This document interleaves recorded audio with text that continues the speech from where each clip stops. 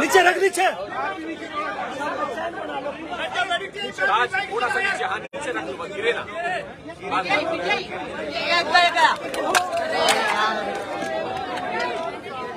क्या कर रहे हो गुरु? भाई छोड़ दो उसको, छोड़ दो आप इसको। भाई हाथ रख लो यार, हाथ रख लो। बैठ जा भाई, बैठ जा। पकड़ लो, पकड़ लो और पकड़ लो।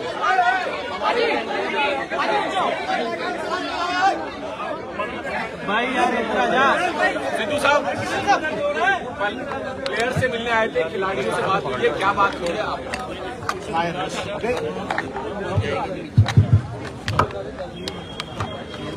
नीचे कर। देखिए बड़ा संजीदगी वाला मामला है, इसलिए मैं ताड़ी वाड़ी कोई ना बजाए, कोई नारा वारा ना बजाए। मैं अपने स्पोर्टिंग हीरोज के लिए आया हूं और मैं ये जानता हूं कि स्पोर्ट एक साधना है। 140 करोड़ में जब कोई महिला अकेली मेडल जीतती है तो वो एक तपस्वी है और वो रोल मॉडल है, जिसकी प्रेरणा से करोड़ों लोग खेल जगत में वो प्रयास करते हैं जिससे देश गौरवान्वित होता है। ये रियल हीरो नहीं है गुरु, ये रियल हीरोज हैं जो मिट्टी से मिट्टी होते हैं। इसलिए इसको छोटे दायरे में बिल्कुल मत रखना। ये छोटे दायरे की बात नहीं है, ये पार्टियों से उठ के ऊपर ये देश की सभी औरतों के सम्मान की लड़ाई है और ये सीमित नहीं किया जा सकता। इसे उसी नजर से देखना होगा। अब देश के लिए सवाल यह है कि क्योंकि दोषी एक बड़ा आदमी है, तो क्या यह सिस्टम उसे सुरक्षा कवच पहना रहा है या मंशा सजा देने की है? किसी भी केस की बुनियाद एफआईआर होती है और एफआईआर एक पब्लिक डॉक्यूमेंट है। अभी तक वो डॉक्यूमेंट पब्लिक नहीं हुए। मेरा सवाल है 10 दिन क्यों लगे एफआईआर दर्ज कराने में?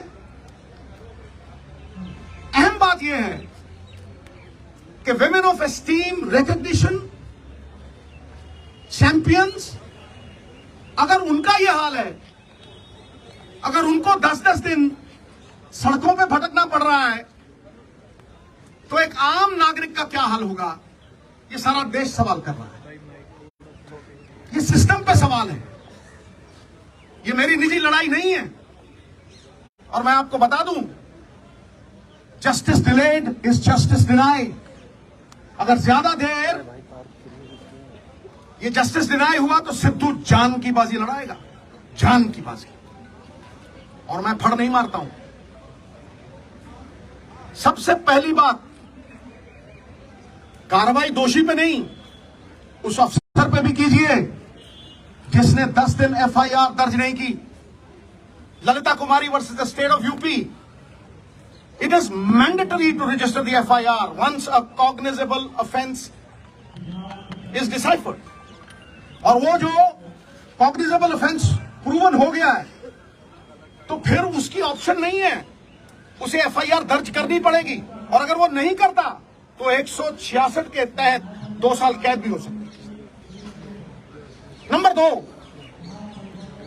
सबसे बड़ा सवाल कि दोषी एक डोमिनेंट पोजीशन पे है, अक्यूज्ड एक डोमिनेंट इन्फ्लुएंशियल पोजीशन पे है। वो किसी का भी करियर बिगाड़ सकता है और किसी को भी धमका सकता है, तो फिर आप कैसे एक्सपेक्ट करते हैं कि वो इतनी डोमिनेटिंग पोजीशन पे है, एक फेयर इन्वेस्टिगेशन होगी? Where is the moral authority now? He must resign for a fair probe, for a fair investigation. FIR दर्ज इसलिए नहीं की गई, कमेटी बनाने का मतलब पूरा देश समझता है। You are sweeping things under the carpet. FIR का मतलब, इसका कमेटी का मतलब क्या है कि ठंडे बस्ते में डाल दो, भटकने दो और देरी करो, डिले करो, दिल्ली डैली। कितनी कमेटियों ने सजा दी है भाई? फिर अहम सवाल जिसमें मैं आ रहा हूं, सबसे महत्वपूर्ण सवाल,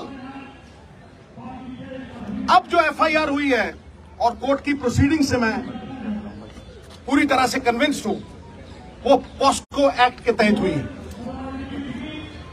पॉस्को में, POCSO is not a bailable offence.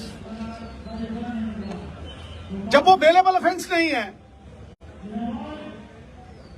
किस धारा के तहत किया है? आप माइल्ड FIR तो नहीं कर रहे उसे क्लीन चिट देने के लिए, बैकडोर एग्जिट देने के लिए। बताइए किस धारा के तहत आपने वो किया है? और क्योंकि वो माइनर की कंप्लेंट है, उसमें कंसेंट मैटर नहीं करती। मिनिमम सजा 3 से 5 साल है, अरेस्ट क्यों नहीं हुई? I am asking the question, ये अरेस्ट क्यों नहीं हुई?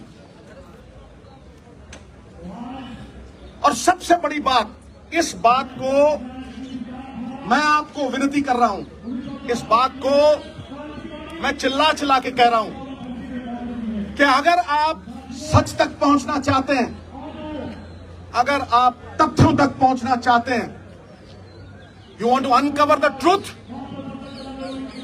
तो जैसे बाकियों की होती है, custodial interrogation is a must.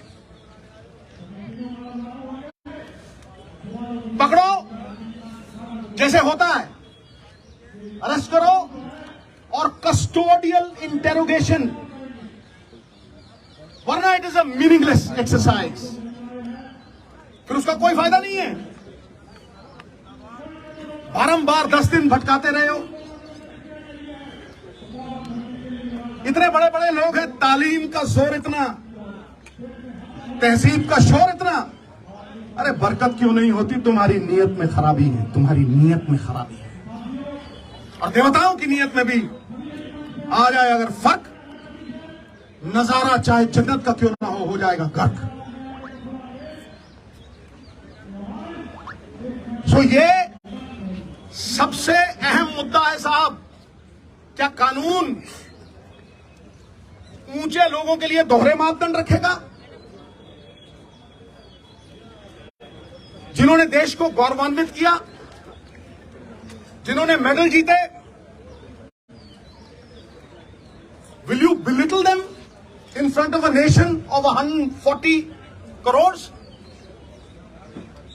Why is this happening? अरे जिनके मत से बनती हैं सरकारें, खेल जगत के चमकते हुए सितारे, आज सड़कों पे दर बदर भटक रहे बेचारे। क्यों? Is the law different for the high and the mighty? It can not be. Resignation होना चाहिए,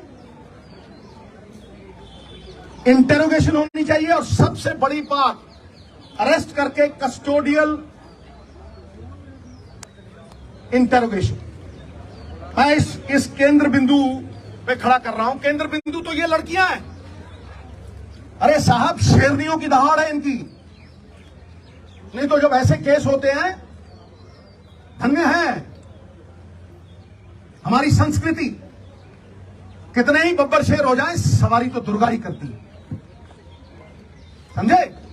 धन्य है वो मां बाप जिन्होंने ऐसी बेटियों को जन्म दिया जो जुर्रत रखती हैं, जो सवाल करती हैं। क्या आपको लगता है कि ये सिर्फ अपने लिए लड़ रही हैं? ये पूरी दुनिया की औरतों के सम्मान के लिए लड़ रही हैं। और ये दहाड़ चंद लोगों तक सीमित नहीं है, ये मूवमेंट है, movement. It is a movement. You will see support pouring from all quarters. इसे रोक नहीं सकेगा तूफान, जब झूम के उठेगा तिनकों से न टाला जाए। सो मेरी आपसे रिक्वेस्ट है, मैं बात लंबी नहीं खींचना चाहता, बात टेक्निकल करूंगा, बात लीगल करूंगा और बात वो करूंगा जो देश की आवाज है। ये देश देखना चाहता है कि दोहरे मापदंड क्यों हैं बड़े लोगों के साथ।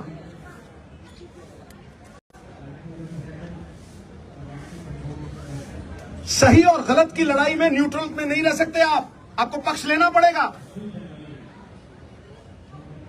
आपको पक्ष लेना पड़ेगा। सत्य तक पहुंचने के लिए, आम आदमी में विश्वास जगाने के लिए लखीमपुर खीरी की तरह मत कर देना। मैं कहता हूं किसी पार्टी का हो, कोई भी हो, ये पक्षपात क्यों कि तुम करो तो न्यारी लीला, कोई और करे तो कैरेक्टर ढीला। ताड़ी नहीं भाई, आज ताड़ी नहीं। ये लोगों का दुख, दर्द, तकलीफ है। एक स्पोर्ट्समैन होने के नाते मैं जानता हूं पसीना बहाए बिना ये अचीवमेंट नहीं हो सकती। इनके सेल्फ एस्टीम को ठेस पहुंचाना इज हर्टिंग नेशनल प्राइड। तो मैं आखिर में आपको लिखित प्रेस नोट भी दूंगा और मैं लिखित देने से पहले चंद लाइनें कहना चाहता हूं कि हो चुकी है पीर पर्वत सी पिघलनी चाहिए, इस हिमालय से कोई गंगा निकलनी चाहिए। सिर्फ हंगामा खड़ा करना मेरा और इनका मकसद नहीं, सारी कोशिश है कि यह सूरत बदलनी चाहिए। फिर मेरे दिल में ना सही तो तेरे दिल में ही सही, हो कहीं भी आग लेकिन आग जलनी चाहिए, सूरत बदलनी चाहिए। बहुत बहुत धन्यवाद, बहुत बहुत शुक्रिया। मुझे इतना ही कहना था और इतना अगर आपके माध्यम से चला गया तो ये मूवमेंट को और बल मिलेगा। और मैं फिर दोहराता हूं कि लड़ाई इनकी नहीं है, ये घर घर की लड़ाई है। ये किसी के साथ भी हो सकता है, this can happen to anyone. इसलिए सब मिलकर ये लड़ाई लड़ें, पार्टियों से ऊपर उठ के ये लड़ाई लड़ें। ये पांचों उंगलियां कोई टेढ़ी है, कोई लंबी है, कोई छोटी है, लेकिन जब इकट्ठा हो जाती हैं तो अपनी ताकत से 1000 गुना बोझ उठा लेती हैं। बहुत बहुत धन्यवाद। जय हिंद, जय भारत।